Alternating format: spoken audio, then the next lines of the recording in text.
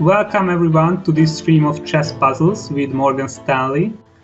In the spirit of the Global Chess Festival, we would like to present you a nice piece of the so colorful chess world, and that's going to be the chess puzzles. The history of studies is actually as long as the games itself. So we are aware of studies which are actually more than 1,000 years old. Amazing, isn't it? So for today, we have collected a bunch of nice studies with the help of Judith Polgar, and all of the chess problems will be somehow related to the host and the guests of today's event. So my name is Gábor Samosközi. I've been working at Morgan Stanley for 7 years now, and I'm leading team at the risk department in the Budapest office. And at chess, I'm holding FIDE Master title, and I'm still playing in the Hungarian National League. I've been always a big fan of chess problems. I believe problem solving is a very useful skill, not just at the chess board, but also at workplace and also in real life. So with that, let me give the word to Csaba, to my colleague, and with him we will show you a couple of nice examples. Thank you, Gábor. Welcome everyone. My name is Csaba Nováky. I joined Morgan Stanley 4.5 years ago, and now I'm working as a process manager in the model risk management department. I started playing competitive chess at my age of 14, and I have a FIDE rating roughly around 2100 now. Personally, I like solving chess puzzles because it is improving my tactical skills that are often used in business in my profession too. Also, solving chess puzzles is a great way to improve many skills, such as evaluating positions, solving problems, looking for new ideas, making decisions, finding the right move order, and finding out what could be the plan of our opponent. But more importantly, they are beautiful. So Gábor, let's get it started. Okay, thank you, Csaba. So let's look at our first position. And this is actually a chess problem from Sofia Polgar. And one curiosity of it is that it has been created at the age of 6, which I think is an unbelievable performance. And I think it clearly shows her chess talent and also her artistic skills at a very young age. So when we look at this position, the task here is to checkmate black in 2 moves. We can quickly realize that we won't be able to checkmate black's king with either without pawns or without knights, because there is simply no way to attack the black king with those pieces. So we left with the queen, the rook, and perhaps the bishop. But when we start look at the different options, like bringing the queen close to the black's king, then we can quickly realize that there is no way to checkmate black's king, because the rooks make a very good job in defending those important squares. So after a longer think, as Csaba mentioned in the beginning, we have to realize that actually there is no good move for black. So if it were black to play a move, then what he can do is simply move with his rooks, which would allow white to checkmate him by moving either with his c or g pawn. So what it means that we just need to make a good waiting move, and it turns out that the only solution for this is to play queen b2. And if you look at this position, this nice shape of pieces would remind us the shape of a rook.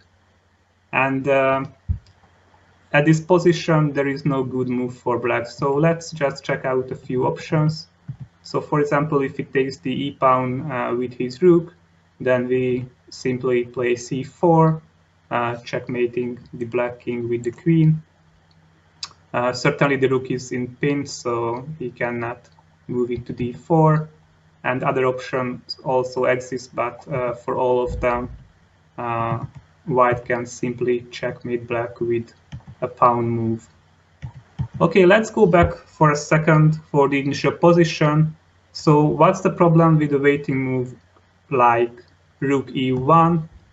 Here the problem is that black can save himself by playing rook a4, when for c4, for example, the black rook could take white's queen, and that would have been the problem. Okay, let's move on to our second example. Thank you, Gabor. Our next example is Grandmaster John Nunn's all-time favorite endgame study. Many times it was shown to quite strong chess players. They could get as far as the sixth move, but then there is a big surprise. But let's not jump that much ahead and evaluate this position first. It is white to move, and white is up a rook and the bishop for 2 pawns. So this fact would suggest that white is winning, but black's f and h pawns are very close to the promotion.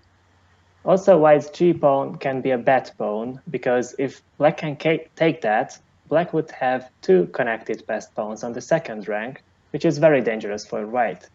So white has to deal with sacrifices his pieces for black's f and h pawns, but the move order is very important here. The first ideas might be to stop the f pawn by playing king e2, but then black will take the g2 pawn, and there is no way to stop black to promote his pawns. Other natural idea would be to play rook a1 to stop f1 queen, but then again h takes g2 wins the game for black. Okay, so it looks that simple and logical move don't work, but do we have something else here? So what if white takes f2 pawn immediately? Then black knight would take the rook on f2. Okay, so white now can think of taking the knight with his king, but then h2 comes and loses the game, since there is no way to stop the h pawn. So the knight cannot be taken on f2, so white can take the h3 pawn instead. So g takes h3, knight takes h3, and bishop takes h6. Can white win here? We all know that a knight and a bishop can give checkmate, but there is a black knight on h3.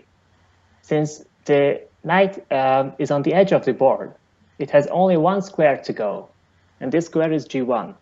So black has to save his knight with his king, so king d5 comes. Now white can think of capturing the knight with the king, so king goes to f3, and now white is only 2 moves away to capture the knight. Black king now goes closer to e5, and here white should realize that there is no way to win the knight. If white king goes to g2, then black knight will jump to f4 and the knight is saved. If white king goes to g3, then knight g1 is possible, as black wants to save the knight to go to e2. So white attacks the knight from f2, and then after knight h3 check, there is no better plan for white to win the knight. So now let's go back to the fourth move where black king went to d5. White can also try to take the g1 square away from black's knight by bringing his knight into the game. Let's see if he can do it. Knight b3, king e5, knight d4, king f6, and knight f3. With that plan, g1 square is controlled by the white's knight. So it seems that now the knight is trapped, but black can play here king g6 with the plan to chase away the bishop from h6 and save the knight by playing knight g5 in the next move. So black can still hold the endgame, and the result would be a draw here too. Okay, so it seems that rook takes f2 doesn't win, but is there a better plan for white? In the previous variations, white was only 1 tempo away from winning, so let's think if there is a better plan. White's bishop is out of play, so let's move it with bishop d4 check first, because the plan is to play king e2 and the bishop is attacking the f2 pawn.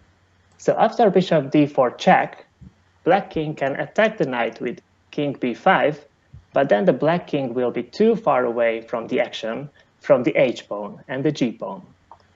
So black should play king d5 instead of king b5. White's plan is still the same, so let's play king e2 here. This hangs the bishop on d4, but it cannot be taken because of g takes h3, and white is winning with the extra rook. So black has a nice trick here, because black has h2 move here, and it is not easy for white to deal with the threat of knight g3 check and promoting the pawn. So white can think, let's simplify the position with taking the pawn of f2 with the bishop. Now black has two options: to give a check with the knight on g3, then after bishop takes g3, promotes the h-pawn to queen. The position here is a bit unclear since white has a rook and two minor pieces against the queen, so somewhat white is better, but it is not a clear win at all. But the other option for black is more promising, so black can take the bishop on f2 rather than giving the check on g3. White should not take the knight now because black can promote the h-pawn, and now there is only a rook and the knight against the queen, which is favorable for black. So white can instead play rook a1, and then after h1 queen, rook takes h1, knight takes h1 check, king f3. Now in this position, white is very close to winning again, but it turns out that the position is a draw because black can play h5 here, and white cannot get closer to the black knight. Okay, so bishop takes f2 doesn't work. The other alternative is to play rook a1 to control the promotion squares for both the f and h pawns. What can black play here?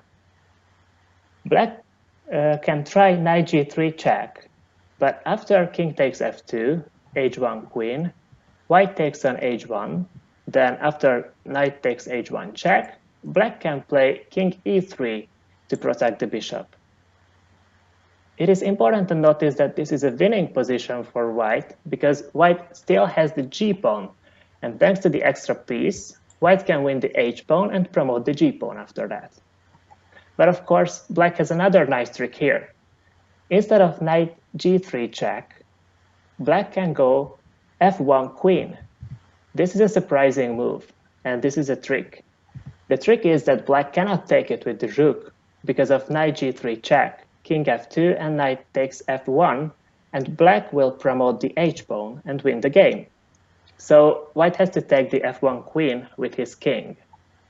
Now knight g3 check is not working because after king f2, h1 queen, rook takes h1, knight takes h1 check, white will play king e3 and reach the same position as it was shown in the earlier variation. So let's go back to the position now after king takes f1. The bishop is hanging on d4, right? So black can take the bishop. Now this is a critical position. How can white stop the h-pawn? Usually rooks are best placed behind the pawns, so let's see if white can win this way. So rook a4, king e5, rook h4, king f2, h1 queen, rook takes h1, knight takes h1 check, king f3. That's a variation where we want to put the rook behind the pawn. But here comes h5 again, and the position cannot be improved for white. So the g-pawn is seemingly keeping the white king away from winning the knight. So let's play g4 instead of rook a4. The plan is simple. White king wants to go to g2, win the knight, stop the pawn, and win the game. So what can black play now? Knight g3 is obvious, then king g2 and h1 queen. So white here takes the h1 queen with the rook, knight takes h1, king takes h1. White has a piece advantage and winning, right? Wait a second here. What if king goes to e4? Then king g2, king f4, king h3, and king g5, and white cannot stop the threat of h5 and manages to trade the white's last pawn and reaches the draw. So it is not really a draw position. If we go back to the position where there was the queen promotion, white doesn't have to take the queen, rather it can take the knight and win the queen on the open board and win the game because that one tempo gives the chance to take the black pawn. So I think this teaches us how to guess our opponent's plan and never celebrate too early. Thanks for watching.